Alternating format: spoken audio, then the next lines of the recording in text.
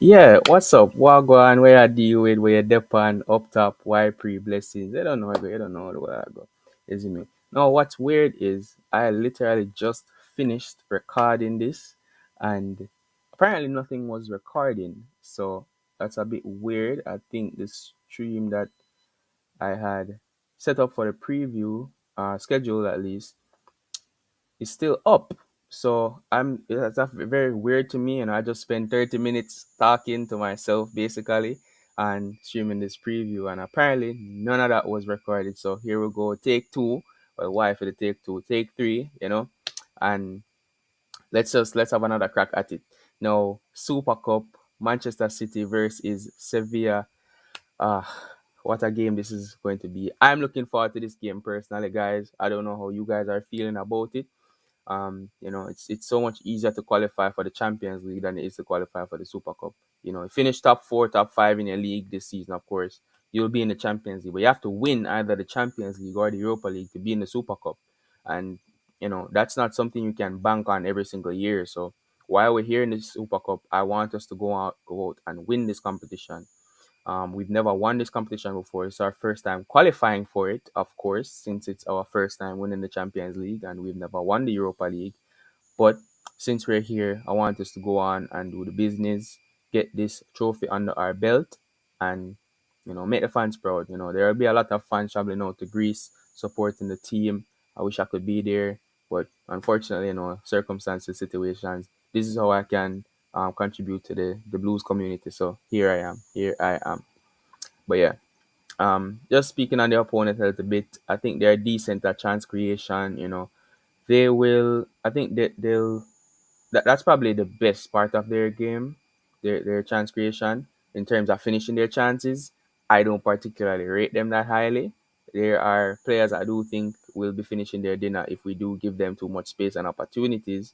But for the most part, when I do watch Sevilla, we played them twice last season. I watched them twice against United in the Europa League as well, and I also watched them in the final of the Europa League against Roma. All the times, they definitely create chances throughout the game, but Sevilla is not one of those teams that, you'd see them going and blitzing their opponent 3-0, 4-0, like they're just being clinical.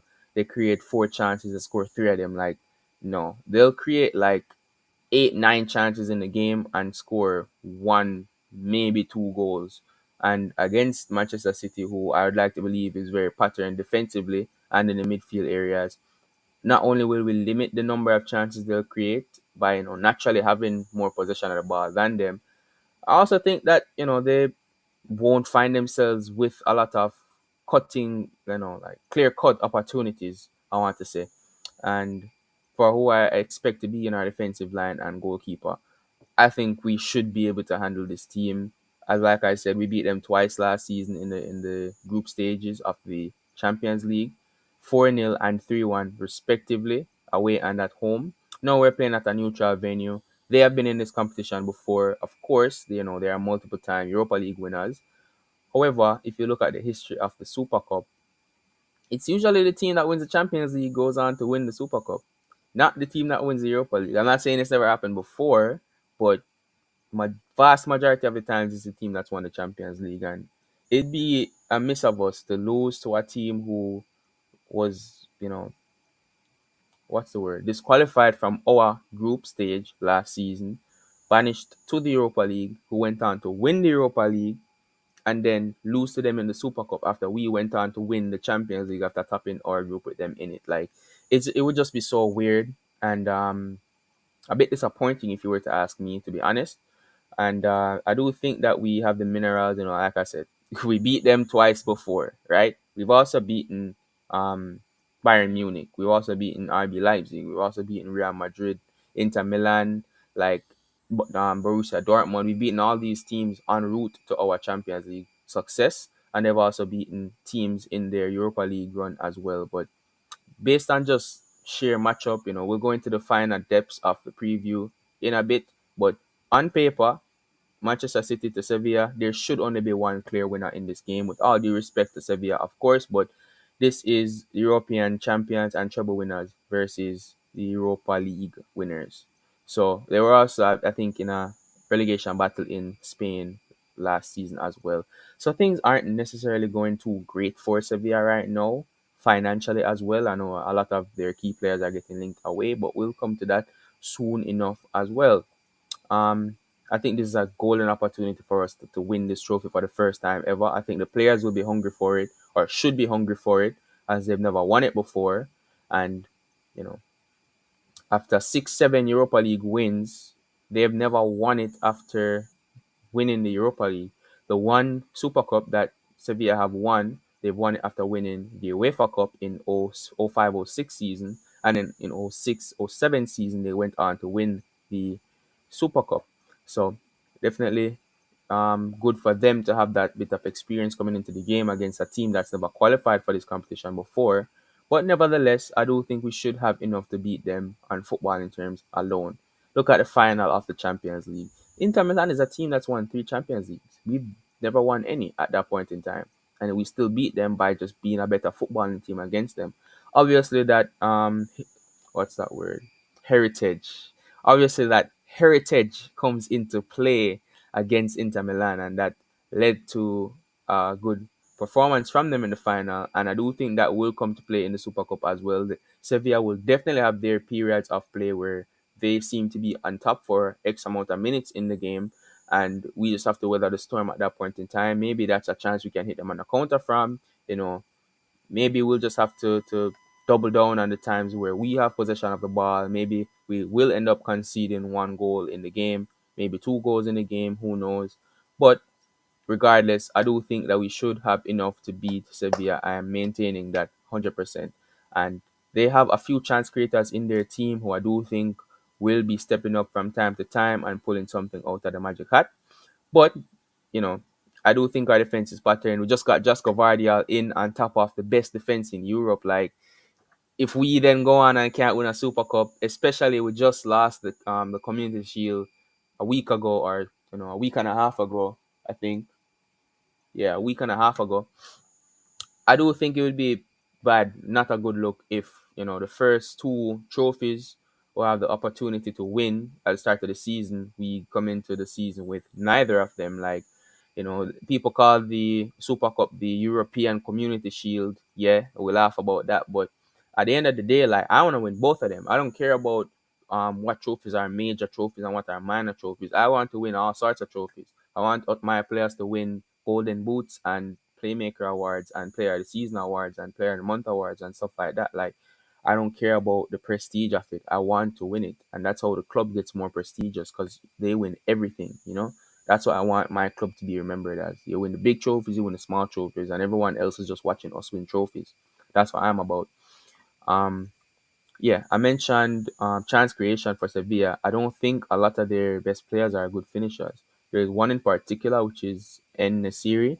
I do think he is a clinical player who, if you do give him the opportunities, if you give him three, I do think he's taking one of them. Or three of them, all three of them, maybe at worst, two of them will be pressuring the goalkeeper. I do think he's their most clinical player in their forward line. I think if they will score, it will definitely come from him, whether it is him putting on the finishing touch or him sending the final pass. I think he'll play a key role in whatever Sevilla do going forward to penetrate our goal line. Um, that being said, outside of En Nasiri, if we can keep him quiet, I really don't see a lot of where they will come from with the rest of their goals. You look at Rafa Mir, he scored against us at the Etihad last season in the group stage, from a corner, I believe it was, definitely a set piece though, and he headed it past Ortega. It kind of seemed like it was going out. I think Ortega was a bit ball watching there, and it went past him and went into the side of the net, on the inside of the net. So, it's one of those things that happen sometimes. You can't really save them all. However, aside from set pieces and talking about like just clear chance creation, we should be beating this team. I maintain that we should be beating this team. And even with their threat from set pieces, I do think they have good set piece takers in their squad. And in the series, I do think gets on the end of a lot of them as well, because he is their number 9, that main man up front. So yeah, I do think we should still have enough to where even if they do score a goal, we shouldn't be worried too much about scoring against them. I don't rate their defense that highly. Jesus Navas, their captain, my general, right winger turn right back. I think he's doing a good job for them, and obviously he's captain. But I don't rate him as one of the top right backs in the world right now defensively to be coming up against a player like potentially Jack Grealish, for example, coming into the game, didn't play against Burnley, looking to play against Newcastle, wanting to prove something, never won this trophy before, might want to win it. Tricky player, he will be linking up in the midfield and dropping deep and all of that. Like I don't look at Jesus Navas and saying, you have the beating of Jack Grealish in this game. So I'm not really too worried about the Sevilla defenders. Obviously, I rate their goalkeeper, Bono. Great World Cup with Morocco. It was good for them against us as well. So there's a lot to look forward to in the game tomorrow. I think it'll be an exciting game. I think neutrals will be tuning in. I think City fans will enjoy the midweek game as well. We just love watching Manchester City play, so it'll be good to see the guys go out on the pitch again. Um, but one thing I do have to say about Sevilla, I want us to put put at least one goal up again past them in the first half. I don't think this is one of those teams where in the second half you want to just start scoring your goals. I know we got away with that last season in the group stage of the Champions League, but this is a one-off game. I do think this favors them more than a group stage game because we beat them 4-0 in the first game. They still had chances to qualify from the group after that. But in this game, you win on the day and you win the trophy. You draw the game, you risk going to penalties, and I do think that they might have the beating of us in penalties. Let's just face it, we are not good on penalties, guys. So I think it's better for us if we wrap up the game in regular time minutes, and I think that we will find that fairly. I don't want to say fairly easy to do, but I definitely think we're capable of wrapping it up in regular time minutes. And in that first half, I want to see a bit of intent from the guys. I want to see dominance in the game. I want to see at least one goal, especially if Haaland starts, and put them to the sword. Then in the second half, we can extend that lead. Do not keep the game close. I think the closer the game is, the more it suits Sevilla. They're a team that likes to grow into games. In that game against Roma, there are a lot of times in the game where I saw Roma dominating the play, and I expected it to be the other way around. I expected Sevilla to be the ones creating all the chances. They weren't particularly good in the midfield on the day. It's kind of like they were shell shocked, and Roma kind of just kept taking their chances. They scored first. They were going to lock up shop, and then Sevilla just kept fumbling over themselves, missing up passes, and then eventually it clicked, and they just went on and they just started blitzing Roma until they eventually got to go back and then sent the game to penalties. So I don't want to see this game turning out like that. I think if we let it, it will. And that's why we need to nip it in the bud and just get out of the blocks early. First half, get me a goal. Second half, within the first 10, 15 minutes, get me another goal. And then we can go on to my prediction will come soon enough. I'm not giving you guys a prediction as yet. But like I said before, Sevilla has won this competition before. We haven't. So I do think that they'll have that bit of heritage factor over us. And we've overcome it 3 times last season. We can do it again in this beginning of the season. Give us that pep in the step to go on and beat Newcastle on the weekend. Close out the month against Sheffield. I think that's the only game we have left after Newcastle in this month. But yeah, that's pretty much all I have to say on that. Now, in that first game that we played them last season, we played them away in Seville. We won 4-0. That was the first game of the Champions League group stage. One player I want to particularly look at for this game is Calvin Phillips. Not to say that I want to see him start, but in that particular game, the 4-0, he came on at 77 minutes. Now, if you do not start this game tomorrow, you have to at least come on and play more minutes than you did last time. If not, what is the point, bro? It's been a year, maybe not a year to the date, but at least 10 months since that game, and you're playing less minutes. Like, that literally does not make any sense at all to me. You need to be staking a claim in this team. Obviously, we have Sheffield United coming up after the Newcastle game I mentioned before, but one of these games you have to start, in my opinion, because that's what's going to tell me you have a role to play in this season. Now, if you can't start either of these games, and worse, if you're not even coming on, that is a terrible sign, and I don't even know what to tell you as it relates to your Manchester City future. I've I don't want to say I've defended you. I've kind of defended you though. Not necessarily to say that you know you have to play well here, you have to make it. It's more like you haven't done anything as yet. And I really do believe that you can do something here. So don't make me look like an idiot saying like don't give up on Phillips, give him a fair chance when and prove everybody else who's not willing to give you a chance right by not forcing your way into this team or showing any intent of wanting to force your way into the team. So come on, bro. Like you need to be playing in games like this, games that are, in league games, big games. Maybe you aren't trusted because you are the number one. Roger is the best DM in the world, so I'm expecting to see Roger play a majority of the games. But if Roger is not playing, which I don't want Roger to play every game, you have to be the man starting. You have to be the one playing next. It cannot be Kovacic. It shouldn't have been Gunda last season, and it can't be like Rico Lewis or John Stones or Vardy, like you have to be there. You have to force your way into this team.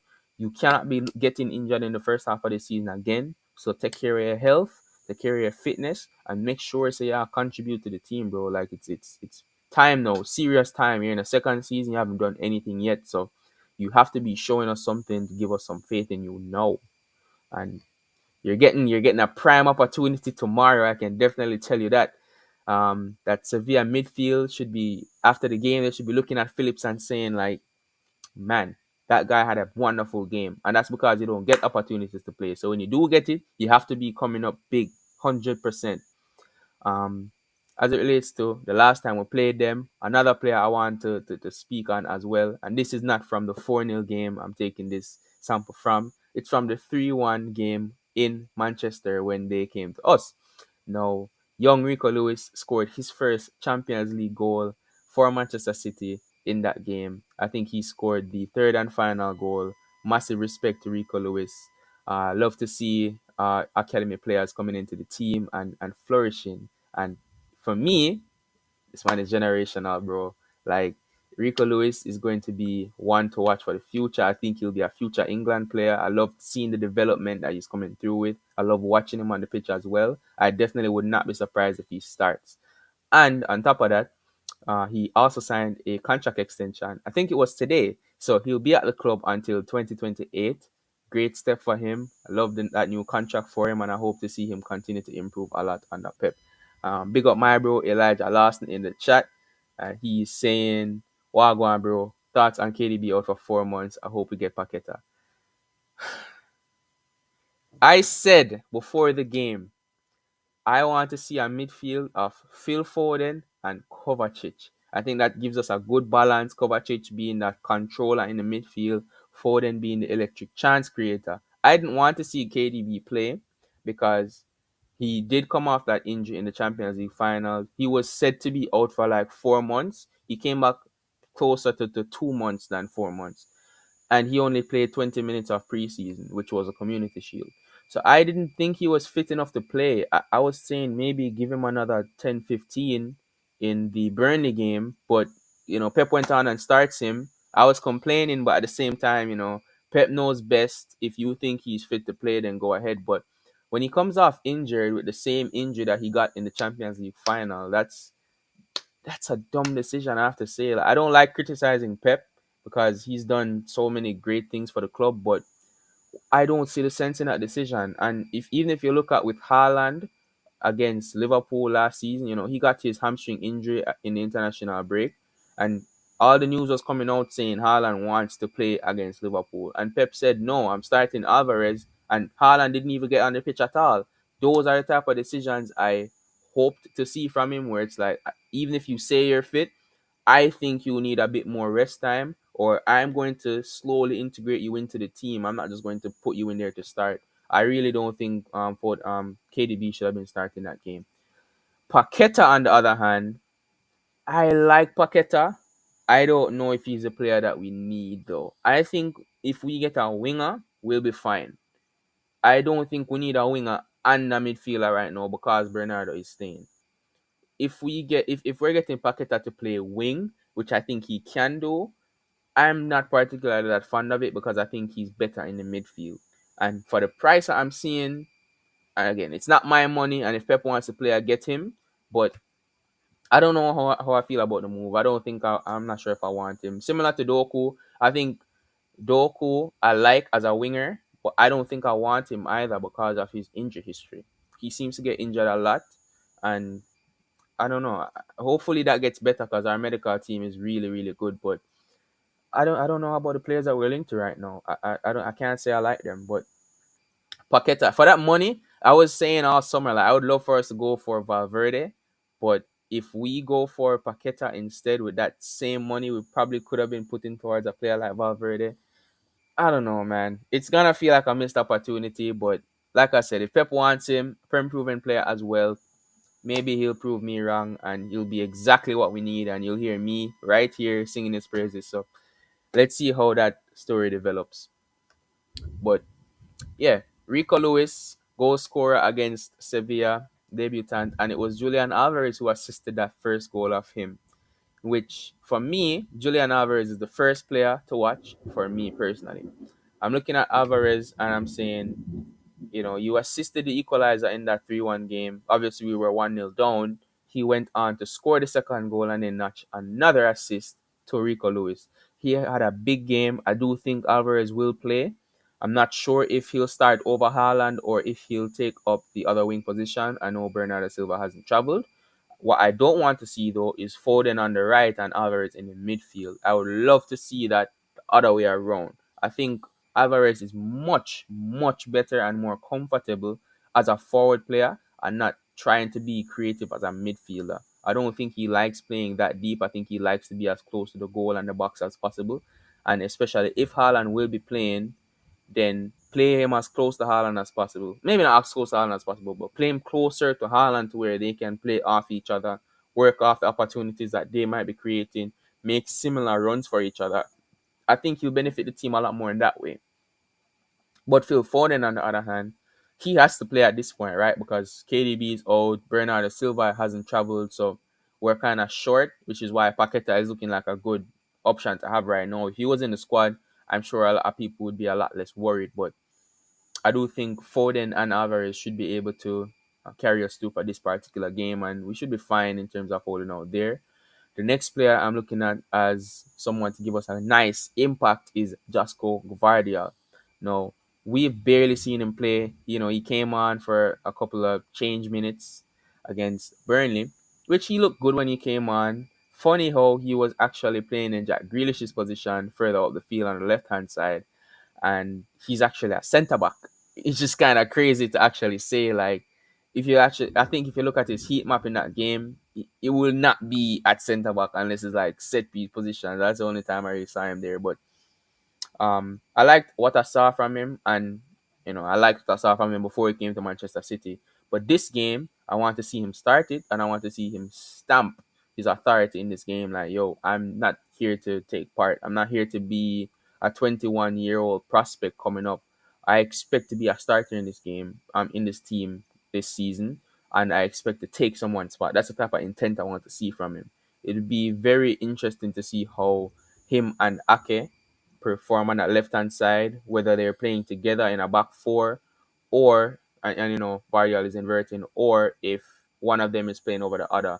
Because both of them, I think, are really good players. I do think both of them fit our current system really well. So I'm very intrigued to see how both of them play in this current system.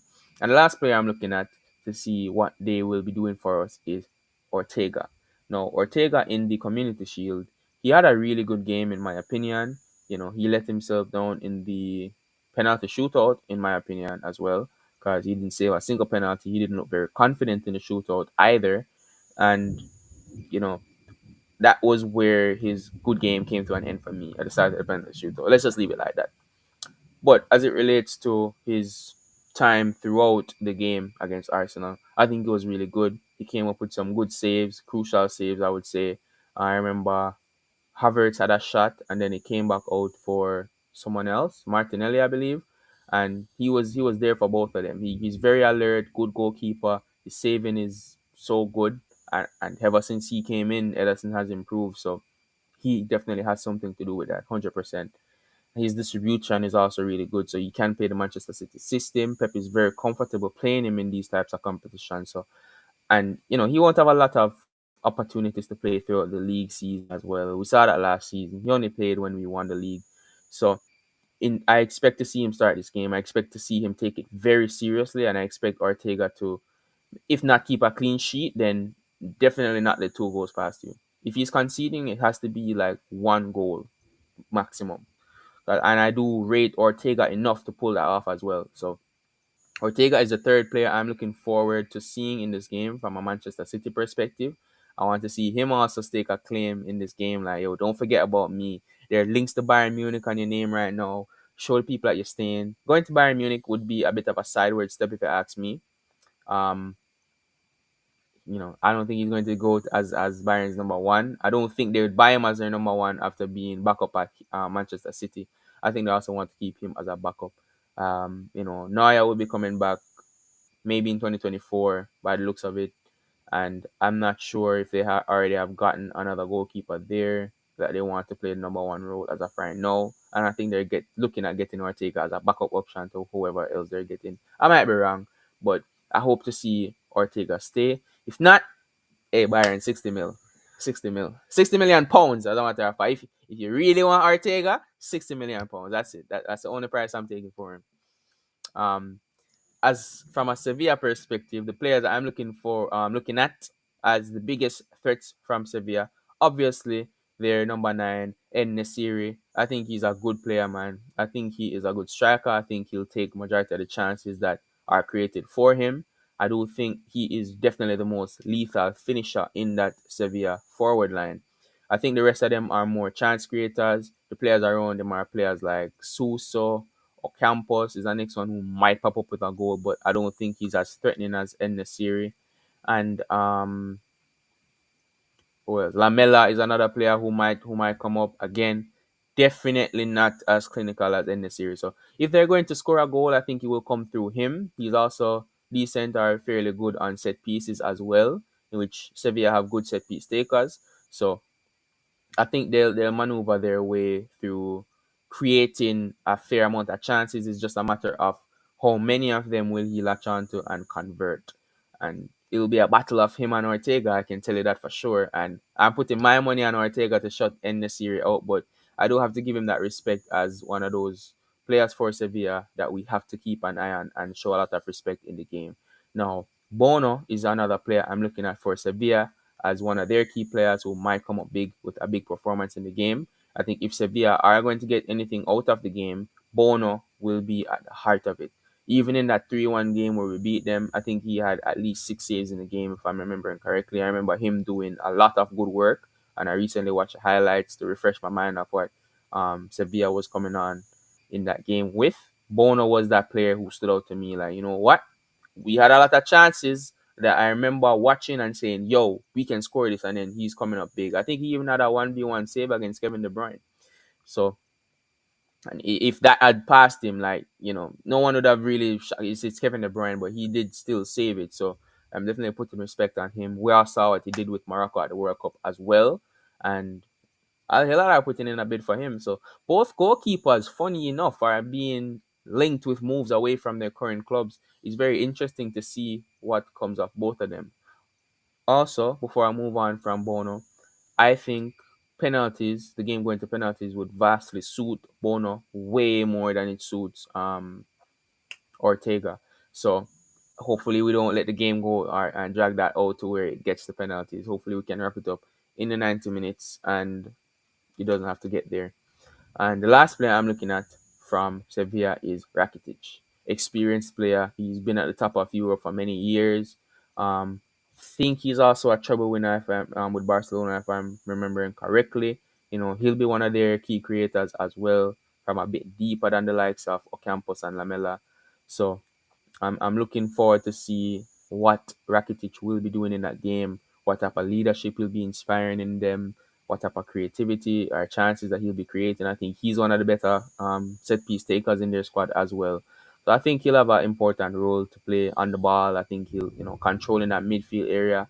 That midfield should be his from a Sevilla standpoint. So he'll be that guy for them who's really staking a claim in the midfield battle as bringing any form of Sevilla dominance. I think whenever they have a point in the game where they are controlling the game, however long that is, I think he'll be at the heart of it. So I'm looking to see what Rakitic will come through with for them. He has to have a good game if they are to be any bit dominant in the game, in my opinion.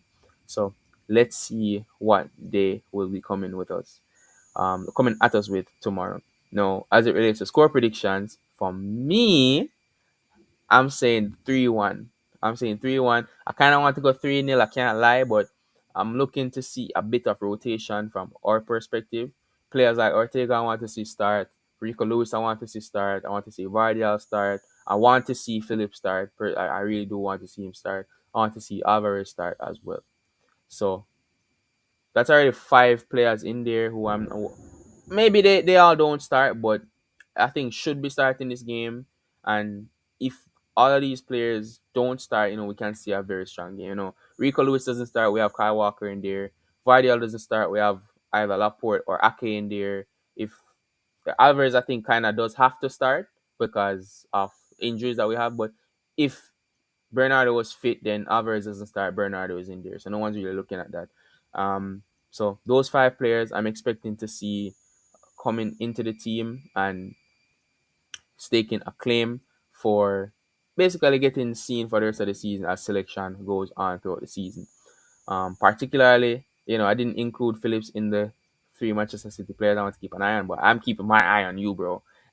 I'm waiting to see what you're doing because if you let this month pass and you don't, offer anything to Manchester City in this month, then it's gonna be very, very hard to defend you up until January. And that would basically be saying that Pep is only keeping you here for a numbers thing. So that would be very disappointed to see. But not to end the thing on a negative note, 3-1 Manchester City, goal scorer outside of Haaland, of course, because we always expect Haaland to score, right? Um, I'm saying Alvarez again. He destroyed them last time out. I think he'll come back again with something. I think he'll be something like the man of their nightmares over the years. I think we'll just always just go for Alvarez whenever we're playing Sevilla, and he's going to be like, I'm coming up with a goal or assist against them, 100%. So big up to everyone who tuned in. Big up to Elijah as well. Thank you for your comment, my brother, and I hope to see you guys on the next one. Until next time.